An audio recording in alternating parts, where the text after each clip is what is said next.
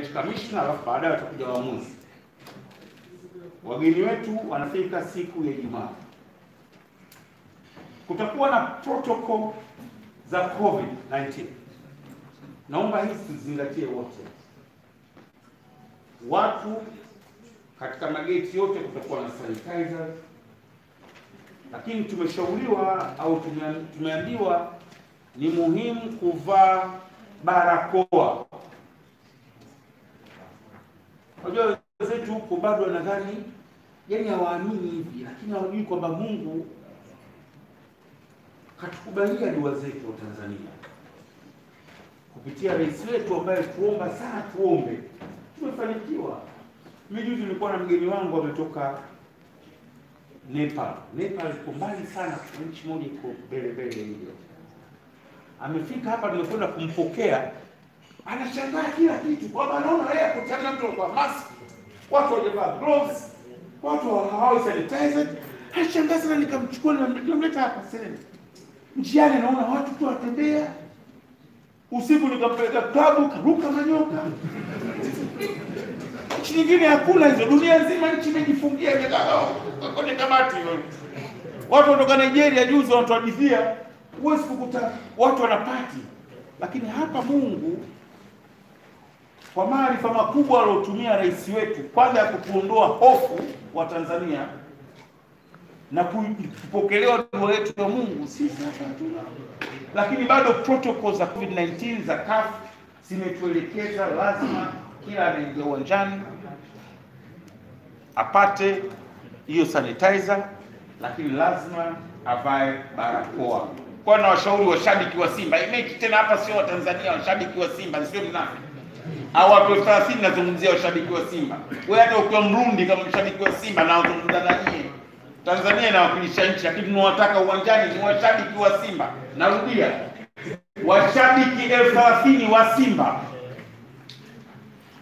Maka mwanzo Tanzania baadaye unakuja pale unashangilia wageni, wewe mimi nataka watu 30 wa Simba. Nida anaanza kuonyesha nida wale. Wanaanza kuuza leo ticket kupitia mitandao. Wengi watu wa Simba mnazo hizo kadi. Mnunue haraka. Wao wasubiri mechi zao za Kalengango. Sisi tuna jukumu tumepewa la kitaifa. Tunaomba tuheshimiane katika jukumu la kitaifa. Tunaomba heshima kwa bingwa wa nchi.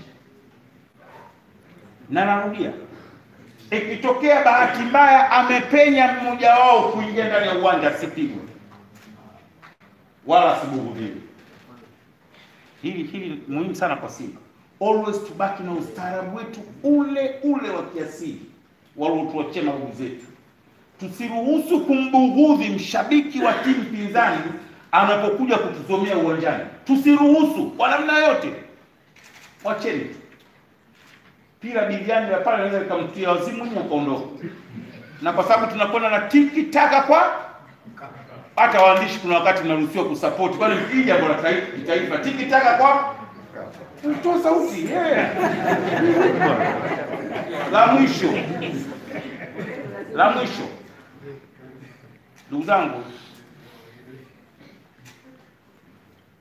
hakuna kitu kikubwa kwa mtu yote kama taifa lake ukiacha Mungu wake.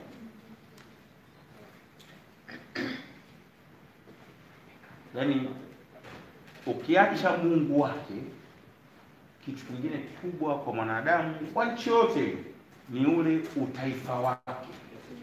Nazungumzia wananchi wake kwa nchi yake. Simba na Namungo zikifanya vizuri kwenye mashindano haya makubwa kabisa, tutarudishiwa points zetu ambazo zitaongeza ranking ya Tanzania katika Champions League na CAF Confederation Cup. Nakumbuka mwaka juzi tulipambana tukafika points 18 kama sikosei. Zikawa dropped baada ya Simba kutofanya vizuri. Wana mpira tuliwabeba wale Azam na KMC. Kwa hiyo baada ya kukosa zile points, mwaka huu tumerudi kwenye timu. Kwa hiyo kwa mtu anayejali maslahi ya nchi yake, anayejali maslahi ya klabu yake hiyo ya kutoka huko, kufanya vizuri kwa Simba kunatoa nafasi ya yeye kuja tena, kwa sababu na hakikishia sisi tutachukua ili ligi ya Tanzania miaka 10 mfululizo. Kwa hiyo ukigoma kutushangilia, kaa nyumbani ulalamikie chooni. Ukija pale kutuzomea haitakusaidia, kwa sababu mwakani haumo tena, tutarudi wenyewe. Na kuhakikishia sisi tutakuwa tena mabingwa tu. No doubt about it. Inshallah. 10 years back to back, 10 mpaka 10. Hapo tunaangalia tumpe nani? Azam au tuwape KMC. Tutachagua sie. Kwa hiyo wao sasa hivi wako pale wametushikia tu kile kiti chetu, baadaye tunakuja wenyewe na umma nafahamu na hivi na kwa ambia watu, lakini ile kombe tutalichukua. Kwa hiyo wanayo hiari aidha kutushangilia au kukaa nyumbani kutusubiria. Sisi tutakuja kushinda ubingwa tena wa ligi kuu. Haya maneno yangu niliwaambia mwaka jana wakati walipokuwa wanaongoza kwa muda. Mliokuwa kwenye press yangu mwaka jana nilisema maneno haya. Na leo narudia tena. Hiari ni yao, sio lazimishi. Sio ubingwa ule ni mali yetu. Si hatuwezi kusajili wachezaji wa maana au wakaleta vituko afa wao mabingwa. Wala Mungu hahusiki, usimsigeti Mungu yupo. Mungu hawezi kusaidia wewe msajili mchezaji wa $2000. Mimi nimeleta kitu cha maana. Itawezekana vipi? Mungu gani anahusika katika mambo haya? Mungu ana mambo makubwa ya kufanya. Kuumba watu, kuchukua riziki za viungo wake, kudhambi mijitu mingine umilevi imekaa mijitu. Aanze kuhangaika na dua ya utopolo kweli? Ndio mjiandae mnamtegemea Mungu. Basi asanteni sana na habari, kama kuna swali lolote ruhusa.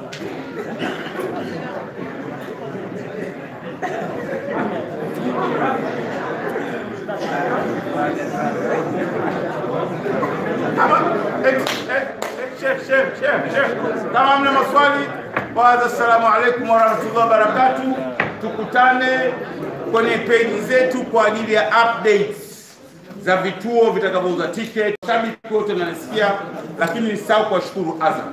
Amesema mwenyekiti, lakini wote kwa pamoja.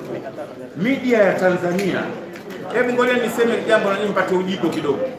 Media ya Tanzania, kuna watu wanaidharau media ya Tanzania kwamba inafanya vitu vya ovyo. Ni kweli kuna makosa miongoni mwetu, lakini I'm sure, mimi nimezunguka katika ulimwengu wa Mwenyezi Mungu, sijaona media inayokava habari za sports kwa nguvu katika Afrika kuwazidi nyinyi.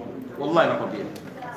Yaani nyie pamoja na mapungufu yetu ya kibinadamu, mna cover sports katika level moja na mambo ya siasa na mambo ya kiuchumi, kitu ambacho katika nchi nyingine huwezi kukuta.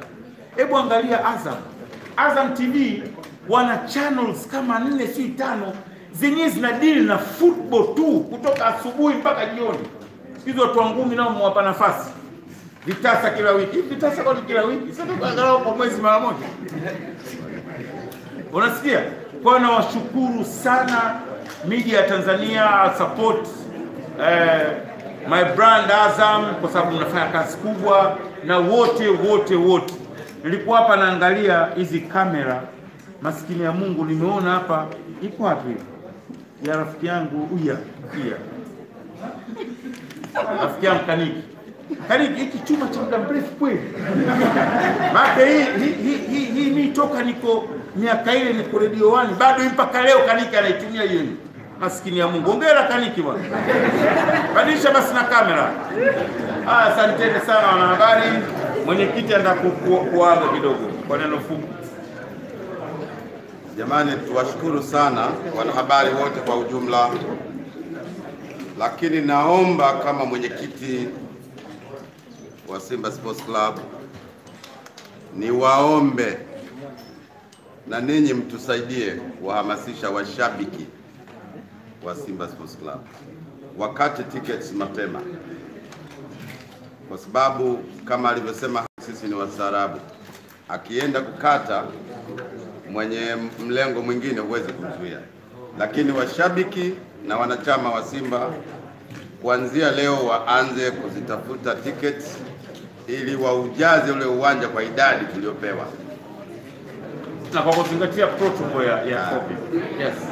Ili nyekundu na nyeupe zitamalaki mle ndani mpaka plateau wenyewe wagope.